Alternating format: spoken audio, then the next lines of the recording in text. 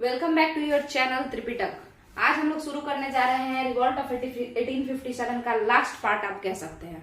2 part में video बन चुका है, अच्छे से उसको एक्सप्लेन किया गया है। शुरू करें। मतलब ये मॉडर्न इंडिया का है। बिहार जीके वाले लोग बिहार स्पेशल में जाइए, वहां पे भी 1857 इन कंटेक्स्ट ऑफ बिहार के परिप्रेक्ष्य में उसमें ज्यादा ध्यान से समझाया गया है। आप लोग देखिए, देख के जैसा हो कमेंट कीजिए। कमेंट से काफी मोटिवेशन मिलता है। मतलब हमको ऐसा लगता है कि पहले ऐसा लगता था जब हम यूट्यूब चैनल चलाना बनाने का सोचे थे तो सोचे थे कि पता नहीं 1 साल में चलेगा तो फिर मोटिवेशन ये जैसे मोनेटाइजेशन आएगा तब उसके बाद मोटिवेशन मिलेगा। मगर आप लोगों को सच सच बताएं, अगर आप लोग भी आगे चल के खोलें तो एक एक कमेंट पे इतना ज्यादा मोटिवेशन मिलता है विदाउट मतलब मनी तो अभी कुछ है नहीं, उसके बावजूद भी हर एक कमेंट पे इतना मोटिवेशन मिलता है, लगता है 2-4 एक ही साथ बना दे। मगर क्योंकि फिर वही दिक्कत, एक तो प्रॉब्लम ये कि नेट इशू रहता है, दूसरा ये कि ये गर्मी बहुत ज्यादा लगता है ना, इस वजह से बना नहीं पाते, तो भी बना पाते हैं। चले शुरू करते हैं। देखिए अभी रिवॉल्ट ऑफ 1857 में हम लोग expansion of the revolt of 1857 यानी 1857 के विद्रोह के बारे में पढ़ चुके हैं। आप लोग को तो पता ही होगा अगर आप लोग सीरीज को कंटिन्यू देख रहे होंगे तो, और अगर बीच बीच से देख रहे हैं तो पहले कम से कम जो टॉपिक पढ़ाया जा रहा है उसका फर्स्ट पार्ट देखिए, उसके बाद सेकंड तब थर्ड। समझ में आ रहा है? या तो शुरू से देखिए, और उतना समय नहीं है तो एक काम कीजिए कि 1857 मान के चलिए टॉपिक चल रहा है तो फर्स्ट से देखते हैं। ठीक है, चलिए। तो सारा हम लोग तहलका मचा लिए थे, यूपी से लेके दुनिया जहान घूम के बिहार वगैरह सब। तो अब आते हैं हम लोग कहाँ, इलाहाबाद। ठीक है, और अब यहाँ पे क्वीन का एंट्री होगा। क्वीन का एंट्री क्यों होगा? क्योंकि आप याद कीजिए 26 अप्रैल 1858 को, है ना, कुंवर सिंह मारे जाएंगे, है ना। आप लोग जाके पिछले वाला वीडियो देखिए, उसमें अच्छे से बताया गया कुंवर सिंह, तात्या टोपे, ये लोगों का फेट यानी भविष्य में क्या हुआ इन लोगों के साथ, सारे लीडर्स के साथ। तो शुरू करें। तो कह रहे हैं कि अब 1858 आते आते जो आपका समय था, जो संग्राम जो ये था, रिवॉल्ट जो ये था 1857 का, ये शांत पड़ने लगा। और मगर फिर भी देखिए कैनिंग साहब जो कि गवर्नर जनरल कहे जाते थे इंडिया के, उस समय तक 1858 नवंबर तक गवर्नर जनरल कहे जाते थे ना इंडिया के, बेचारे डर के मारे भाग गए थे। कहां से? कलकत्ता में रहता था लोग, कलकत्ता छोड़ के भाग गया डर से। और कहां जाके रहने लगा था कैनिंग? तो इलाहाबाद जाके रहने लगा था, और वहीं पे दरबार लगा। वहीं पे 1 नवंबर 1858 को इलाहाबाद में दरबार लगता है, और वहां पे क्वीन डर के मारे नहीं आती है। क्वीन या उसके खानदान का कोई इंसान डर के मारे नहीं आता, कितना पीटेगा सब फिर बना के, पता नहीं मर के, तो ठीक बात नहीं है। तो कैनिंग रहता है सबसे हेड उस समय, क्योंकि और कोई आया नहीं है। तो एक पेपर आता है, वो पेपर को ही बोला जाता है क्वींस प्रोक्लेमेशन या महारानी उद्घोषणा पत्र हिंदी में। ठीक है, क्लियर है? तो महारानी उद्घोषणा पत्र, महारानी आती नहीं है तो पढ़ेगा कौन भाई? तो जो वहां बैठा है वही पढ़ेगा ना, जो वहां पे सबसे सीनियर हुआ। तो सबसे सीनियर आपका कौन था उस समय, आप लोग खुद बताइए। तो वो था कैनिंग। तो जो कैनिंग था वो पेपर उठाया और पढ़ना शुरू किया। तो पढ़ना जो शुरू किया तो उसमें कई सारा बात लिखा हुआ था। वो रिजल्ट हम बताएंगे, वो मतलब 1857 का परिणाम क्या हुआ, क्या क्या चेंजेस आए, तो वो सारा बात उसमें लिखा हुआ था कि देखो तुम लोग को, अब राजा लोग को सुनो, तुम लोग को कोई टॉर्चर नहीं करेगा। राजा लोग को कहा गया कि देखो तुमसे कोई तुम्हारा जो साम्राज्य है वो नहीं छीनेगा, डॉक्ट्रिन ऑफ लैप्स को हम यही खत्म करते हैं, ऐसा कह दिया गया।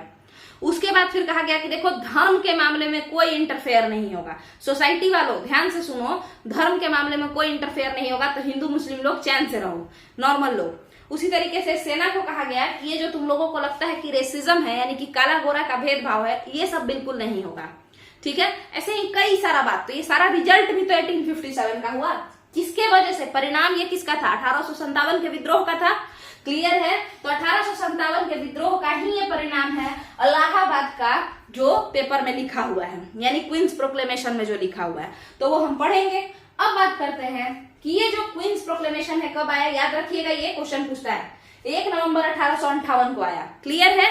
चलिए, 1 नवंबर 1858 को जब क्वींस प्रोक्लेमेशन आता है तो कैनिंग पूरा पढ़ लेते हैं इलाहाबाद में डर के मारे छुप के, महारानी आती नहीं है। तो इसके बाद यहाँ पे बहुत सारा चीज कहा जाता है। अब उन्हीं चीजों को जो कि क्वींस प्रोक्लेमेशन में लिखा है वही रिजल्ट है या कंसिक्वेंस है, किसका? परिणाम है, किसका? पिटाने का। जो पीटा 1857 में, उसके बाद ही तो कुछ कुछ उसका फायदा हुआ, उन्हीं फायदों को डिस्कस करेंगे। तो लड़ने में कौन कौन था भाई? तो समाज के सारे लोग, हिंदू, मुस्लिम, नॉर्मल लोग। उनको लगा कि भाई बिना मतलब का मैटर में, रिलीजियस मैटर में इंटरफेयर कर रहा है। तो विक्टोरिया पेपर पे लिख के भेजी कि सुनो, सरकार, कौन सा सरकार? ब्रिटिश सरकार, ठीक है। सो राज विल नॉट इंटरफेयर। राज बोलते थे, ब्रिटिश राज को राज बोला जाता था, ठीक है। तो Raj will not interfere in religious matter, यानी सरकार धार्मिक मामलों में हस्तक्षेप नहीं करेगी। पहला बात क्या बोला, लिखी, पहला नंबर लिखी थी कि सरकार धार्मिक मामलों में हस्तक्षेप नहीं करेगी। ये हो गया आपका एक बात। तो इससे क्या हुआ कि समाज के जो नॉर्मल वर्ग के लोग थे वो लोग थोड़े शांत हो गए। लिखी है विक्टोरिया, पढ़ रहा है क्या नहीं? क्योंकि विक्टोरिया का तो आज दिमाग ही हिला दिया है, सब पीट पाट के, डर के मारे ही नहीं आई है, ठीक है। सरकार धार्मिक मामलों में हस्तक्षेप नहीं करेगी, ठीक है, एक बात। दूसरा बात बोला गया कि अब बताओ, विक्टोरिया पूछी कि अब बताओ और कौन नाराज है भाई तुम लोगों से, इतना जो धोया है। तो बोला कि राजा लोग बहुत नाराज हो गए हैं। अच्छा ठीक है, क्यों नाराज है? तो ये लालची लोग जो अपने खाता था अब हम लोग छीन रहे हैं, तो जाहिर सा बात है लालची लोग नाराज होगा। तो बोला कि भाई जो राजा लोग हैं वो लोग, उतने दिन से पूरा समाज टॉर्चर हो रहा था, आज से थोड़े हो रहा था कि 1857 से समाज टॉर्चर हुआ, नहीं। सारे किसानों को, मजदूरों को कब से ब्रिटिश राज लूट रहा था, कोई राजा आके मदद नहीं किया, कोई रानी आकर के झगड़ा नहीं की।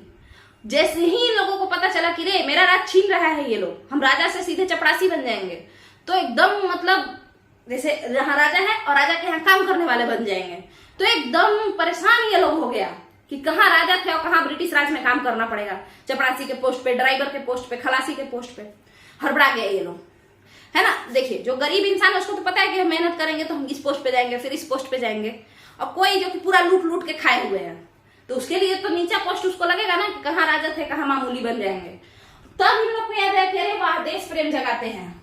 तो देश प्रेम जैसे ही जगा तो ये लोग वही ठगने के लिए, इन लोगों का अपना पावर जब जाने लगा, तब इन लोग को याद आया चलो क्रांति करते हैं। तो कहा गया कि भाई जो डॉक्ट्रिन ऑफ लैप्स यानी व्यापकत्व का सिद्धांत या हड़प नीति जो लॉर्ड डलहौजी लाया था 1856 में, हम उसको 1856 में हम उसको क्या करते हैं, तो हम उसको बंद करते हैं। 1856 में लॉर्ड डलहौजी नहीं लाया था, 1848 में लाया था, 1848 में। क्लियर है? तो डॉक्ट्रिन ऑफ लैप्स, देखिए थोड़ा बहुत आप लोग अगर कुछ बाय मिस्टेक बोल दिया जाए तो आप लोग समझ जाइएगा कि वहां पे क्या है। 1856 में तो अवध को पकड़ा था और उसी के बाद तो बवाल चला, ठीक है। उसके डलहौजी चला गया और बवाल भी स्टार्ट हो गया। डॉक्ट्रिन ऑफ लैप्स को हटा देते हैं। राजा से उसका साम्राज्य नहीं छीना जाएगा, कुशासन के आधार पर भी नहीं, बच्चा उसका नहीं हो रहा है तो उस आधार पर भी नहीं, उसका मन वो गोद लेके बेटा को दे, उसका मन अपना साम्राज्य वो बेटी को दे, उसका मन वो अपने भगिना को दे दे, उसका मन वो अपने नाती को दे दे, जिसको मन में आए देते रहो, हमको तुम्हारे प्रॉपर्टी से कोई इंटरेस्ट नहीं है। राजा लोग बोला कि तब बढ़िया है, खुद खाएंगे। क्लियर है? फिर विक्टोरिया पूछती है कि और बताओ दुष्ट लोग, कौन कौन तुम लोगों से नाराज है, जरा बताओ। तो कहा गया कि वो जो सैनिक जिनको हम खरीद लिए थे वेतन दे करके, उनके गरीबी के वजह से मजबूरी में जो वो लोग मेरे लिए वफादार हुए थे, आजकल तो वो भी नाराज चल रहे हैं। तो सैनिकों को कहा गया कि भाई सैनिक देखो, सैनिक ऐसा है कि जो काम है देश के प्रति, तो जिसके यहाँ तुम काम करते हो उसके प्रति तुमको वफादार तो होना ही पड़ेगा। बट हाँ, ये इतना हम तय करते हैं कि किसी भी तरीके का धार्मिक ठेस हम नहीं पहुंचाएंगे तुम लोगों को, जैसे कारतूस वगैरह ये सब नहीं, और जांच करने के बाद ही तुम लोग विद्रोह करना। ऐसा नहीं कि बस ऐसे ही कोई बात बोल दिया और लड़ना शुरू कर दिए। क्लियर है? और उसके बाद कहा गया, अब इसको तो डर था विक्टोरिया को कि क्या मस्त धोया सैनिक लोग, तो इसी वजह से विक्टोरिया बोली कि एक कमिटी बनाओ। विक्टोरिया क्या बोली कि एक कमिटी बनाओ, सैनिक वाला मामला सॉल्व करो, ठीक है। तब बनता है कमिटी पील कमीशन। इसमें कई सारे मेंबर होते हैं, बट इसके अध्यक्ष जो होते हैं पील साहब होते हैं, तो नाम पड़ा पील कमीशन। पील ने कहा कि ज्ञान देने से कुछ नहीं होगा, बहुत पीटेगा फिर से सब। जो रेसिज्म खेलते हो, काला गोरा का भेदभाव करते हो, हिंदुस्तानियों को कम पैसा में ज्यादा खटवाते हो और अंग्रेजों को ज्यादा पैसा में कम खटवाते हो, अंग्रेजों को ऊंचा पोस्ट देते हो, हिंदुस्तानियों में कैलिबर यानी क्षमता होने के बावजूद भी उनको कम पोस्ट, नीचा पोस्ट देते हो, बेचारों को प्रमोशन नहीं करते हो। ये सारा चीज का बदला लेगा हिंदुस्तानी और पीटेगा, फिर से पीटेगा। भीड़ भी ज्यादा किसका था, अंग्रेजों का था या हिंदुस्तानियों का था? हिंदुस्तानियों का था। अंग्रेज तो बहुत कम थे। गांधी जी हमेशा कहते थे कि मुट्ठी भर अंग्रेज को, अगर हिंदुस्तानी लोग आपस में लॉयल हो जाएं, अपने देश के लिए लॉयल हो जाएं, है ना, फैमिली के लिए नहीं, देश के लिए लॉयल हो जाएं, तो मुट्ठी भर अंग्रेज को हटाकर फेंक देना कोई बहुत बड़ी बात नहीं है। इसका मतलब है कि अंग्रेज बहुत कम थे। तो ज्यादातर जो ऑफिसर्स थे, ऑफिसर्स नहीं कहिए, जो काम करने वाले लोग थे अंग्रेजों के लिए, वो हिंदुस्तानी ही थे। तो कहा गया कि भाई सेना में, पील कमीशन कहता है कि सेना में बहुत ज्यादा जो 5:1 का रेशियो है, 5:1 का, 5:1 का जो रेशियो है, मतलब 5 भारतीय पे 1 अंग्रेज, 5 भारतीय पे 1 अंग्रेज रहेगा, ऐसा कहता है। कौन? पील कहता है। मतलब पहले ही से था ऐसा कि 5 भारतीय रहेगा, उस पे 1 अंग्रेज हेड रहेगा। इसको हटाओ, ये गलत है, चेंज करो। तो कितना कर दें, क्योंकि 5 भारतीय पीटेगा तो 1 अंग्रेज को तो जान से मार देगा। तो इसको कहा कि 2:1 कर दीजिए, मतलब 2 भारतीय सैनिक पे 1 अंग्रेज रहेगा, ऐसा ग्रुप बनाइए। क्लियर है? उसके बाद कहा कि सुनिएगा, आपका जो ये विद्रोह किया गया, अवध की जनता और यूपी बिहार के लोग ज्यादा विद्रोह किया, आपने देखा भी है ना। तो यूपी बिहार वाले ज्यादा जो है इमोशनल पड़ जाते हैं, अपने राजा को लेकर के, बाकी चीजों को लेकर के थोड़े ज्यादा इमोशनल हैं। तो ऐसे लोगों को नहीं लाइए। दूसरा, इमोशनल के साथ साथ इन लोगों के पास दिमाग भी है, जैसे पंडित वर्ग, इसके पास बहुत ज्यादा दिमाग होता है, ये मैनिपुलेट कर सकता है, बात बना करके अपने तरफ खींच सकता है। ये सारा चीज हम नहीं कह रहे हैं, पील कमीशन कहा था। पंडित और राजपूतों को हटाने के लिए कहा गया, बोला गया कि पंडित और राजपूतों को हटाइए, कम कर दीजिए, और उसके जगह पर जो SC ST वगैरह हैं उन लोगों को भरना शुरू कीजिए, क्योंकि उनके यहाँ गरीबी ज्यादा है, और गरीबी जब ज्यादा होगा तो रिवोल्यूशन नहीं आएगा। पहले पेट भरे कि पहले क्रांतिकारी करें, मतलब क्रांतिकारी बने, है ना। तो ये चीज कहा गया कि किसको हटाइए भाई, तो पंडित को हटा दीजिए, हटाइए इसको, राजपूत को हटा दीजिए, ये लोग अमीर भी होता है, खेत बधार लोग के पास होता है, और इसके जगह पे SC ST वगैरह को भरना शुरू कीजिए, उसको ट्रेनिंग दीजिए। इसके बाद कहा गया कि नॉर्थ इंडियन लोगों को थोड़ा काटिए। North Indian basically UP Bihar वालों को थोड़ा गुस्सा भी था कि यही लोग लड़े थे, तो किसको लाया जाए, तो लाने के लिए कहा गया कि गोरखा लोगों को भरिए, नेपाली गोरखा लोग, उन लोगों को भरिए, सिखों को भरिए। सिखों को भी कहीं ना कहीं बोला गया कि हटाइए इन लोगों को, बट फिर भी सिख लोग हमेशा ही, मतलब सरदार लोग जो होते हैं बहुत ज्यादा सेना में बहुत ज्यादा ऊंचे पोस्ट पे रहते हैं, काफी लॉयल रहते हैं वो लोग अपने देश के लिए, हमेशा से ही रहे हैं। तो उन लोगों को बेसिकली गोरखा को, राजपूत ये सबको हटाओ, राजपूत रेजिमेंट जो ये सब को हटाओ, गोरखा वगैरह को भरो। क्लियर है? ये सारा चेंजेस तो आया। और कहा गया कि ये कंपनी, क्योंकि लोग किससे नाराज थे, कंपनी से, विक्टोरिया से कोई नाराज नहीं था, मेन जड़ कोई नहीं समझ रहा था, सब छोटे मोटे बात पे ही लड़ता था ना। छोटा लेवल तक ही हम लोग, जहां तक दिखता है वहीं तक प्रॉब्लम को देख पाते हैं, रियल में कौन कल्प्रिट है। जैसे मान के चलिए, आपको अब ये समझ में आपको कैसे आएगा, मान के चलिए आपका कोई बेस्ट फ्रेंड है, ठीक है, बट आपका वो बेस्ट फ्रेंड है आपके तरफ से, उसके तरफ से वो दुष्ट है, मतलब वो जो है आपको टॉर्चर करने के लिए बस बनाया हुआ है कि चलो दोस्त है चलो ठगेंगे, ऐसा कुछ। तो अब वो जो है अपने बाकी लोगों के सामने जैसा आपके बारे में बताएगा कि बेवकूफ है, या ऐसे बोल दो वैसे बोल दो, काबिल बनता रहेगा, ऐसा करता है।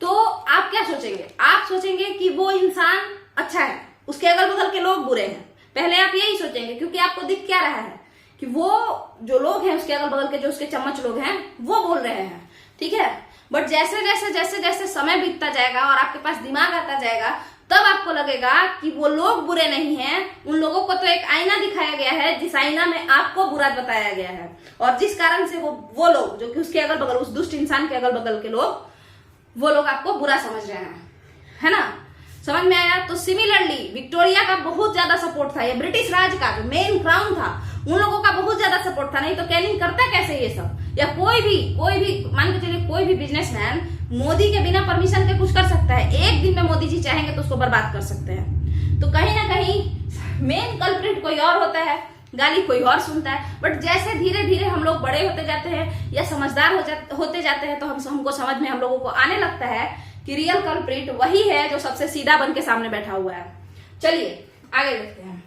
तो विक्टोरिया बड़ा अपना सीधा मुंह लेके भाषण देते रही, बोलती क्या है और कि अब जो पावर है वो बेईमान कंपनी के हाथों में नहीं रहेगी। कंपनी जो टॉर्चर कर रहा है जो कि भारत को, उसके हाथ में नहीं रहेगी। तो किसके हाथ में रहेगी? तो महादुष्ट विक्टोरिया के हाथ में रहेगा, मतलब क्राउन के हाथों में रहेगा। बताइए, बिना क्राउन के परमिशन के, बिना गवर्नमेंट के परमिशन के कंपनी कुछ कर पाएगी कहीं पे जाके?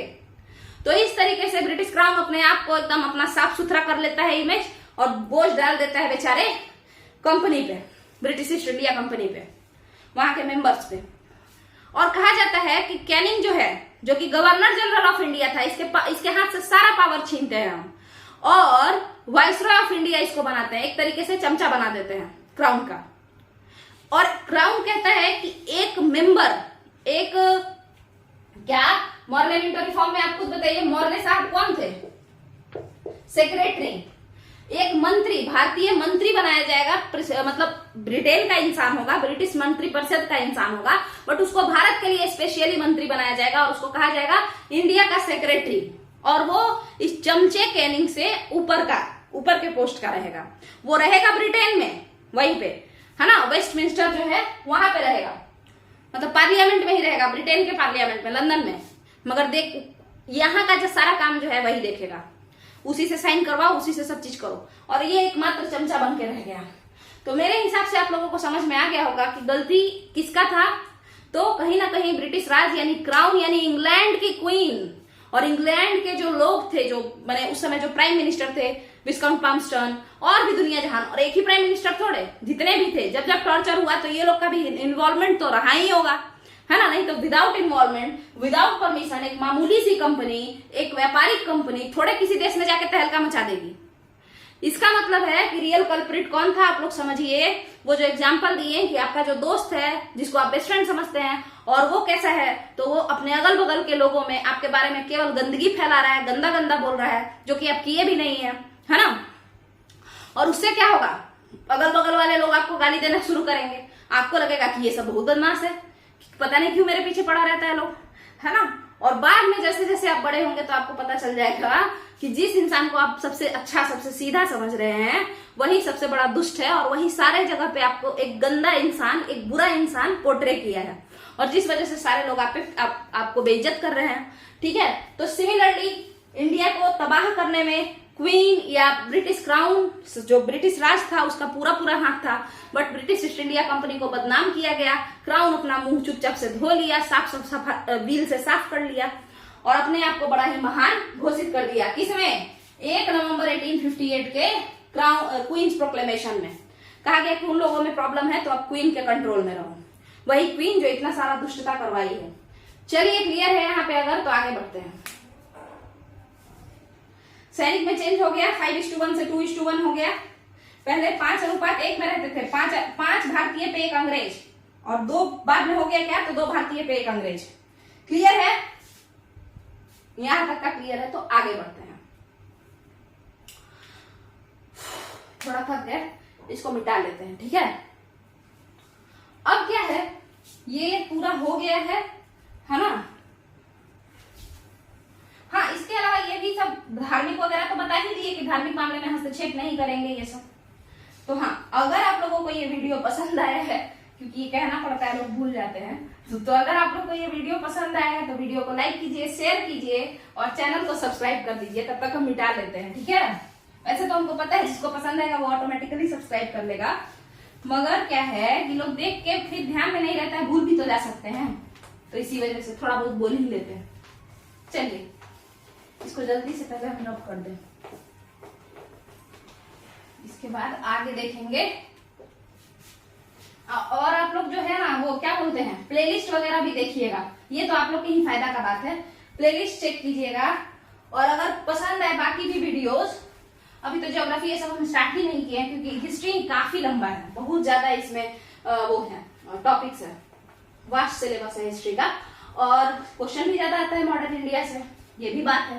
खास करके मेरे बिहार का तो फेवरेट है मॉडर्न इंडिया, जबकि बिहार बताइए सबसे ज्यादा फ्लरिश किया एंशिएंट इंडिया में और सबसे ज्यादा बर्बाद हुआ मॉडर्न इंडिया में। फिर भी हम लोग जो है मॉडर्न इंडिया को ज्यादा इंपॉर्टेंस देते हैं एग्जाम में क्वेश्चन पूछने के लिए। तो प्लेलिस्ट आप लोग देखिए, उसमें से कुछ अगर सही लगे तो वहां पे भी देख लीजिए, कंप्लीट कर लीजिए अगर मतलब फायदे का लगे तो, और अगर अच्छा लगे तो अच्छा कमेंट कीजिए, उससे मोटिवेशन मिलता है बहुत सारा। ये बात हमको इधर ही पता चला है कि कमेंट से भी मोटिवेशन मिलता है।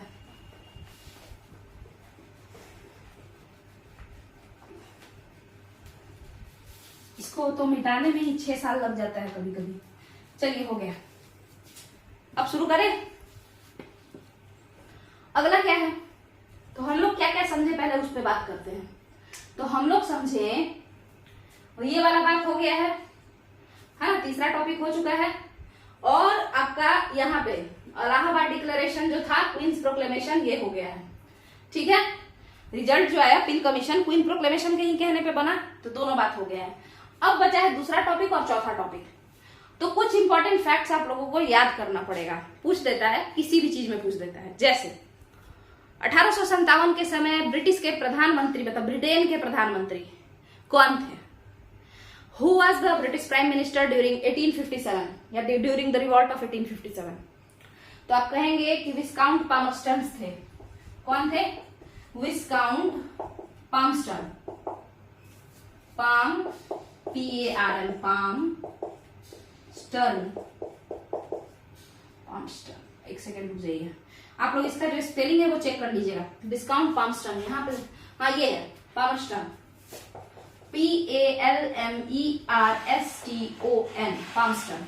अब ठीक है, मिटा दे। तो ये थे ब्रिटेन के प्राइम मिनिस्टर। क्वीन कौन थी उस समय इतना कांड करने वाली, मतलब इतने कांड को झेल लेने वाली, इतना ज्यादा रोक ही नहीं रही थी, तब से टॉर्चर पे टॉर्चर इंडियन सोसाइटी हो रहा था।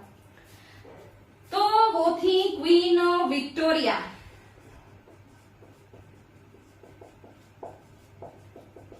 ये भी हो गया।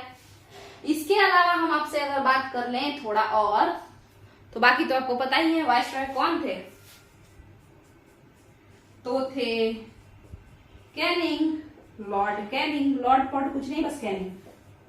लॉर्ड ऐसे ही इज्जत में लोग बोलता था, ऐसा कुछ था नहीं। अगली बात, मुगल सम्राट कौन था?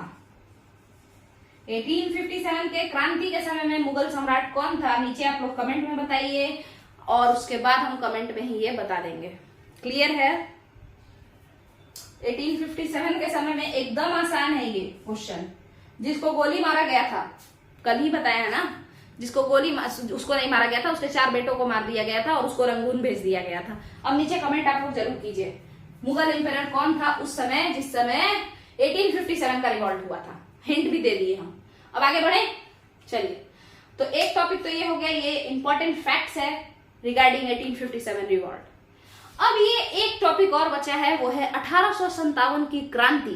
अलग अलग लोगों के मन में क्या क्या था, मतलब अलग अलग लोग इसको क्या कहते थे। तो जरा सा इसको समझेंगे हम लोग, कि आखिर अलग अलग लोग 1857 की क्रांति को किस नजरिए से देखते थे। तो सबसे ज्यादा जो फेमस हुआ वो हुआ वीडी सावरकर, विनायक दामोदर सावरकर का कहा हुआ बात। विनायक दामोदर सावरकर कोट करते हैं 1857 रिवॉल्ट को कि ये फर्स्ट वॉर है, किस चीज का? इंडिपेंडेंस का, यानी स्वतंत्रता का पहला संग्राम है 1857 की क्रांति। क्लियर है? उसी तरीके से बेंजामिन डी फ्रैंकलिन कहते हैं, क्या कहते हैं? नहीं, बेंजामिन डिज़राइली कहते हैं। बेंजामिन डिज़राइली कहते हैं कि ये नेशनल मूवमेंट है, राष्ट्रीय आंदोलन है। कौन कहते हैं? बेंजामिन डिज़राइली। बेंजामिन डिज़राइली क्या कहते हैं? राष्ट्रीय आंदोलन है। तो ये कहना गलत होगा कि सारे के सारे अंग्रेज जो है इसको एक खराब बात ही मानते थे। कई सारे अंग्रेजों ने सपोर्ट भी किया था। मार्क्सिस्ट जो थिंकर थे वो लोग क्या कहते हैं उनके बारे में सुनिएगा। तो मार्क्स किस चीज पे किससे ज्यादा नाराज रहते थे? पैसा वाला लोग से। तो वो कहते हैं मार्क्सिस्ट थिंकर, और अच्छा भी कहते हैं, सुनिएगा आपको भी लगेगा कि यही ज्यादा सही है, कि ये एक युद्ध था नॉर्मल लोगों का। किसके खिलाफ? तो फॉरेन अमीर लोग और देसी अमीर लोग के खिलाफ। ये एक युद्ध था नॉर्मल लोगों का। किसके खिलाफ? तो फॉरेन अमीर लोग के खिलाफ, फॉरेन राजाओं के खिलाफ और देसी राजाओं के खिलाफ, है ना। तो कहीं ना कहीं लोगों ने विद्रोह किया, मतलब देसी राजाओं के भी तो टॉर्चर को झेलते झेलते बोर हो गए, तो उसके बाद ही ना विद्रोह हुआ। समझ में आ गया? आगे चले। इसके बाद ये सब तो हो गया।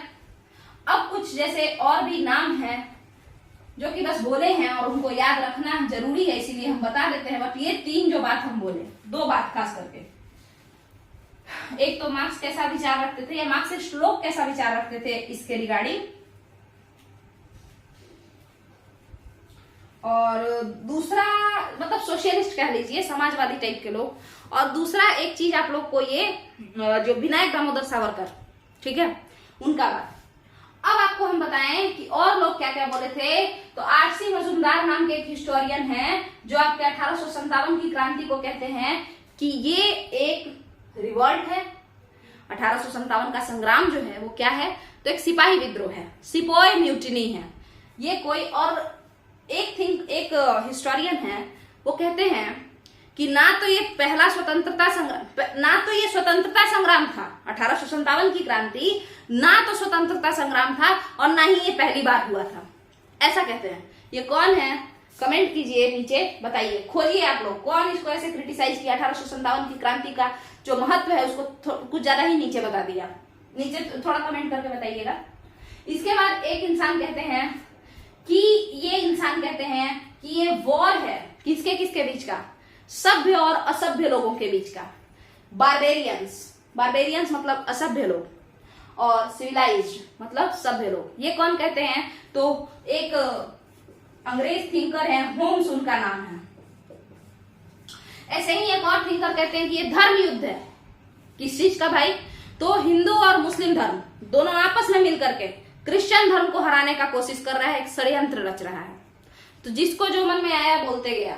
क्लियर है? हम लोग को बस याद कर लेना है। हम लोग को क्या लेना देना है कि कौन क्या सोचता है। हम लोग तो यही सोचते हैं, फर्स्ट फ्रीडम स्ट्रगल या फर्स्ट वॉर ऑफ इंडिपेंडेंस।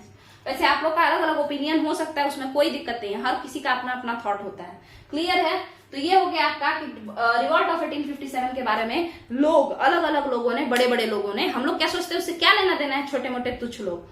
ये बड़े लोग, पढ़े लिखे लोग, महान महान लोग, ये लोग क्या सोचते हैं उस पर बात करना है। तो यही वो लोग सोचते थे, बड़े बड़े लोग, आपको बता दिए। क्लियर है? तो यहाँ पे आपका 1857 रिवॉल्ट पूरी तरीके से खत्म होता है।